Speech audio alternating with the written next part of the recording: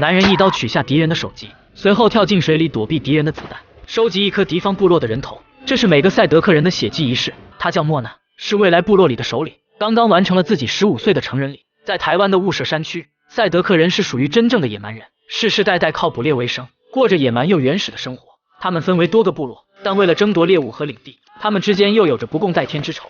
直到1895年，清政府签订了丧权辱国的马关条约，其中一条就是把台湾割让给日本，因此雾社山区沦为了日军的资源地。在日本人的眼里，这些英勇善战的赛德克人只不过是一群头脑简单、四肢发达的野蛮人。他们自以为傲地走进山区，但不知赛德克人早已在山顶埋伏多时。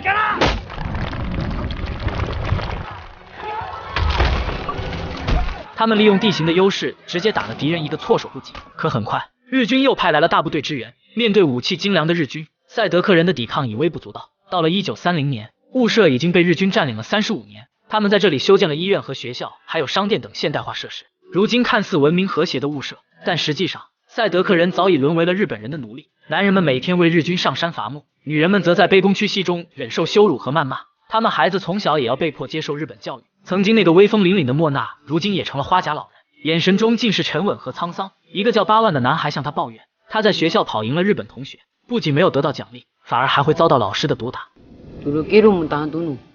听到这里，他的心中也是万般无奈。这天，一个赛德克人不小心滑倒，差点摔下悬崖，好在众人将他救了下来，但因丢失了木材，日本监工暴跳如雷，对着少年就是一顿毒打。眼看冲突即将爆发，好在莫纳及时出现阻止。为了顾全大局，他只能暂时忍下这口气。第二天，莫纳带着族人正在狩猎，却不料碰上之前的敌对部落。对于赛德克人而言，猎场就是他们的尊严。就在两个部落为地盘争夺时，一个日本男孩说道：